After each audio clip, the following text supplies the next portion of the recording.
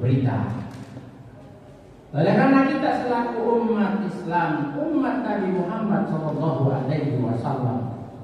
Allah Subhanahu wa taala memerintahkan kepada kita berislam secara totalitas. Ya ayyuhalladzina amanu, hai orang-orang yang beriman, udkhulu bis-silmi kaffah, masuklah ke dalam Islam secara kaffah, totalitas. Bukan hanya Islam bisanya sholat, bukan hanya Islam bisanya umroh, bisanya haji, bisanya baca Quran, tetapi lini kehidupan lain tidak berislam. Oleh karena itu Islam mengatur bagaimana cara kita bermedia sosial. Tentu kita harus sadar kalau kita adalah Islam.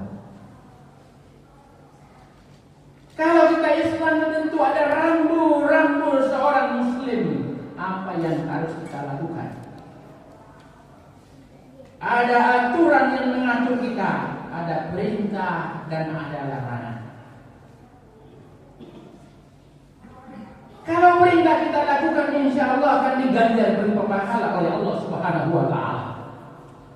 Tapi sadar kita Bapak jemaah yang dimuliakan oleh Allah, kalau larangan kita lakukan, maka juga akan diganjar oleh Allah berupa siksa. Maka itu pula yang kita lakukan dalam bermedia sosial. Kalau kita bukan handphone kita, lalu kita gunakan untuk beramal, mungkin baca Quran, alhamdulillah. Mungkin mendengarkan ceramah, alhamdulillah. Atau mengirim pesan-pesan yang baik kepada saudara kita, teman kita, kerabat kita, itu akan berimbas pahala di hadapan Allah Subhanahu wa taala. Tetapi kalau kita tidak sadar, kalau kita ini adalah Muslim, lalu kita dengan tidak sengaja atau sengaja menyebarkan berita hoax atau berita bohong kepada orang lain. Yang kita kirim, kita share adalah berita-berita yang membuat orang menderita, atau fitnah sana, fitnah sini. Lewat berkembangnya fitnah melalui tangan kita, melalui handphone kita, itu akan membuat dosa kita luar biasa di hadapan Allah Subhanahu wa taala.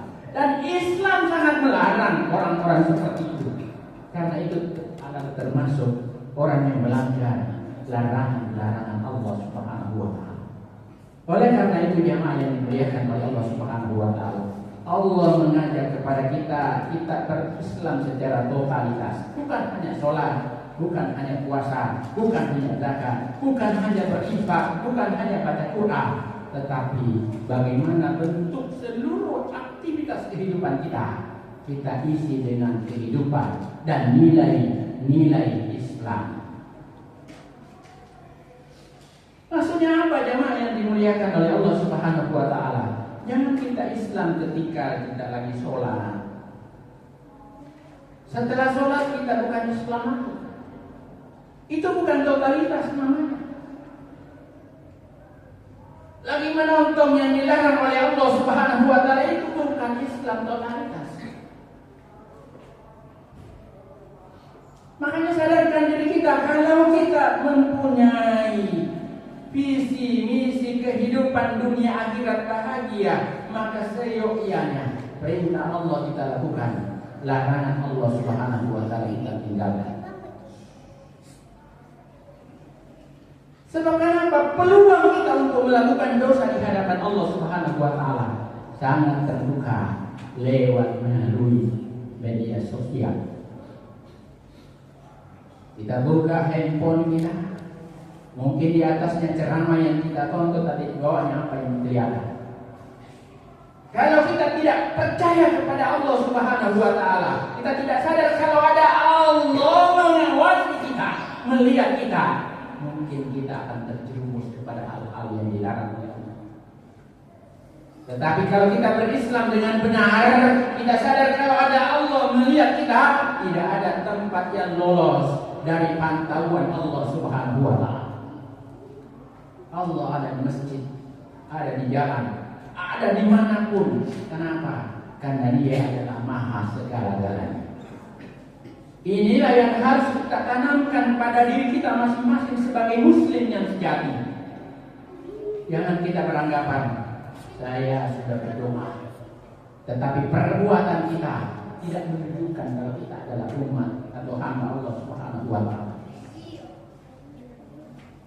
Tangan kita dengan gampang menyebar berita-berita bohong. Saat ini sungguh luar biasa. Tidak bisa dibendung informasi yang ditularkan oleh orang-orang yang tidak bertanggung jawab. Entah itu melalui Facebook, entah itu melalui Twitter, entah itu melalui WA, entah itu melalui TikTok dan media-media lain. Yang hampir semuanya media saat ini memiliki media online. Yang semua orang bisa melihat kapan saja dan dimanapun. Apabila memiliki handphone, kemudian ada datanya, dia bisa mengakses apapun. Untuk itu jamaah yang dimuliakan oleh Allah Subhanahu wa Ta'ala, kalaulah kita termasuk orang-orang yang rajin beribadah kepada Allah, mengaku hamba Allah, umat Nabi Muhammad sallallahu alaihi wasallam, mari cobalah sadarkan diri kita melakukan hal-hal dan melakukan hal-hal yang tidak bertentangan dengan perintah Allah dan tidak bertentangan dengan tidak melakukan larangan-larangan Allah Subhanahu wa Ta'ala. Karena kalau tidak,